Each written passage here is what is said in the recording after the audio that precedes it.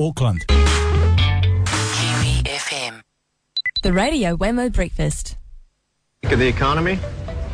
Can't even keep track of my own finances. You're thinking it could be doing better. You're thinking, do I have the right accounts? Am I getting the best advice? And why does this all have to be so hard? I think I need another coffee. ANZ's complimentary A to Z review allows us to help you make the most of your finances, where you are and where you want to be. Maybe I do need to speak. That's the new 30-second TV ad for ANZ. To talk with us about why we're talking about it is Vaughn Davis from tgf.co.nz, advertising social media and aeroplanes. G'day, Vaughn. Hello. I'm thinking that's a bit of a step backwards. Yeah? Why? Yeah, well, we've got the new campaign with Australian actor Simon Baker from ANZ. ANZ fans here in New Zealand will probably be fairly fond of the current campaign, the real world campaign. In a perfect world, everything would be free and, meerkats would be, I think dispensed via an ATM, if I remember the ad correctly. I quite like those, quite funny. I quite like those, yeah. They're sort of, that sort of soft, gentle humour that, DDV's, made a really good, strong position for itself doing. You'll remember, advertising fans, around, was it 6 months ago, the Wyvern sort of regional network pitched for the business, hard on the heels of the local Wyvern office losing ASB, sort of convenient for them, and picked up the ANZ business regionally, and this is the first major piece of creative to come out. So it's a regional campaign, has not launched in New Zealand yet, but it's on YouTube if you just search ANZ, and it features The Mentalist just telling people what you're thinking about your bank. Yeah, okay, and there's already a piss take online now. Yeah, there is a piss take because he's an Australian actually, pretending to be an American, filmed in LA, selling an Australian bank. So let's hear a little bit of that. You know what? I know what you're thinking.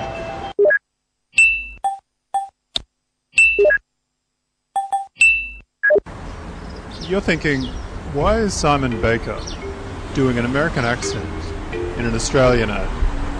You're thinking, sure, he seems sincere. I mean, look, he's got an iPhone and a nice suit, but does he carry any more authority if we all pretend he was never in E Street? You're thinking, okay, maybe he's playing a character. The Mentalist? The Guardian? Who can tell the difference? Oh, pointed, isn't it? Yeah, it's getting a bit of a caning online, but not necessarily representative of the mood of the person on the street, but certainly the online ad commentators don't think much of it. But very very much a symptom of ANZ being a regional bank. Now, if you want to see the worst ad in the series, check out the one featuring the Asian dude on the airplane. It's just so bland, terrible stuff. But if you're taking a regional view and you want to lose your Australianness, maybe this is the way to go. But I'm going to miss the meerkat. Yeah. Oh, well, moving on to social media. Yes, let's. And featuring Klout. Klout's not something we've talked about so far. No, and it's something a lot of the self-obsessed lovies like me who sort of inhabit social media talk quite a lot about. And we can be quite dismissive of it, but we're all secretly checking our Klout scores at the same time. Klout is a measure of online influence, specifically Twitter and recently Facebook. And what it does is looks at three things. It looks at your true reach, which is the number of people you engage with, so the actual people rather than robots, and it has clever ways of looking at that. Also looks at the ratio of how many people you've got to follow in order to get your followers. If you're just following 100,000 people to get 10,000 follow back, that doesn't count very highly. It looks at a thing called amplification. So if I tweet what I had for breakfast, does everyone click on the photo, or do they just ignore it?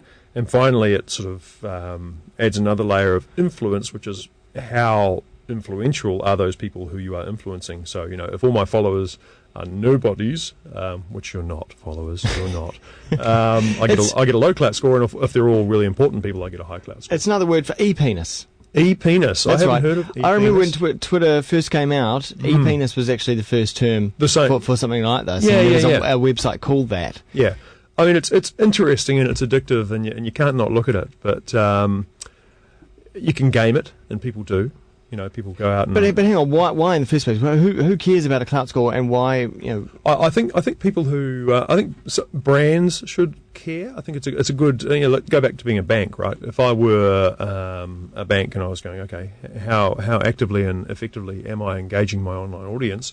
Over time, Klout would be a good measure. I mean, the absolute measure, whether it's 30 or 40 or 50, doesn't really mean too much to me. But if today I'm 35 and I hire a social media person, and in a month's time I'm 45, something's happening. So it's a measure. Is it also something that business can use when they get a tweet? Someone says, "If you Vodafone NZ, I haven't been connected yet." Would they then go and look at that the person who's tweeted them Klout score and go, should I bother with this or not? That's a really insightful comment. Yeah, it can be really easy to give too much weight to troll comments from people who are not necessarily well connected or important. Right. I'm not saying that all important. I love that word, important. Well, I'm not saying all customers. Influential, I think, is a better word. Influential. And I saw a really cool thing just this morning. People are using it in the political sphere to moderate a political discussion, and if you're a president or a congressman or whatever, and you're asking for questions over Twitter, which questions do you answer? And they were considering answering the questions from those people with the highest Klout score because they knew that their answers would receive the widest audience, and they were actually connecting to more people by talking to those people. Well, interesting. It looks like you wield some clout there, Vaughn Davis, at a Klout score of 71. And not quite Justin Bieber styles, though. What's he at? Klout scores are really just a percentage of Bieber. Sadly, so Justin. He's 100%. To my knowledge, Justin's little Biebs is the only person on Twitter with 100. So I'd love to know if there's someone else. But you have been using that Klout score for good. Yes, I've been using my evil power for good. I've signed up at the suggestion of another ad guy called David McGregor. I signed up to a thing called the LifeWise Big Sleep Out, which is tonight.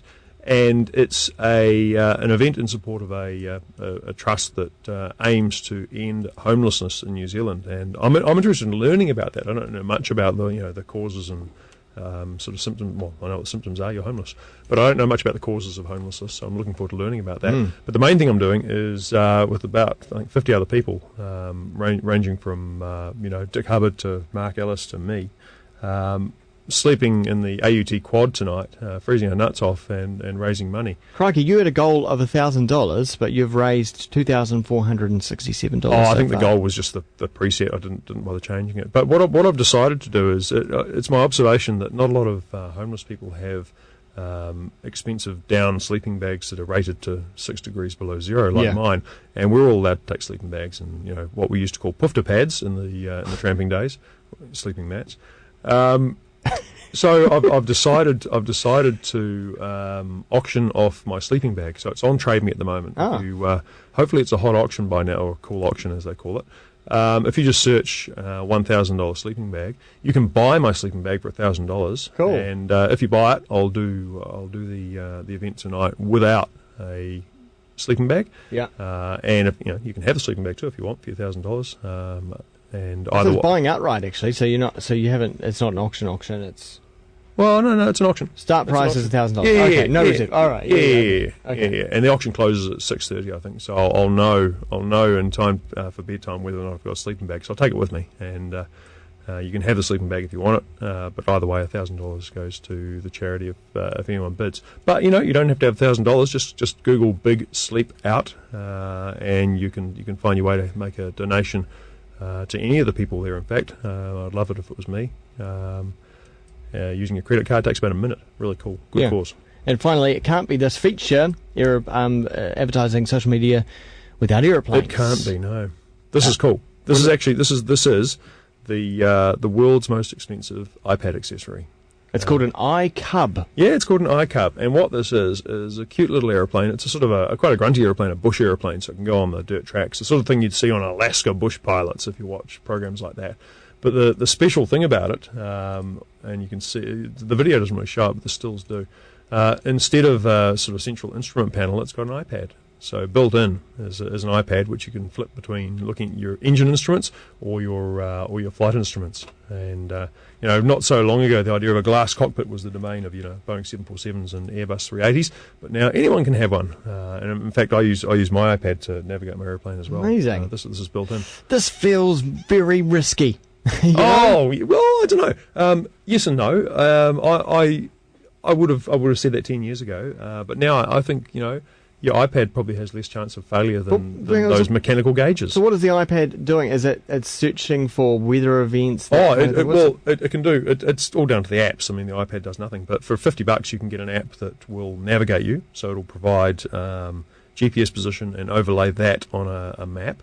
It'll pull in weather radar data, which is publicly available from in real time in the States. I don't know about New Zealand. But it's not doing autopilot, is it? Not yet, but there's no reason why it couldn't, because it knows which way an iPad knows which way is up.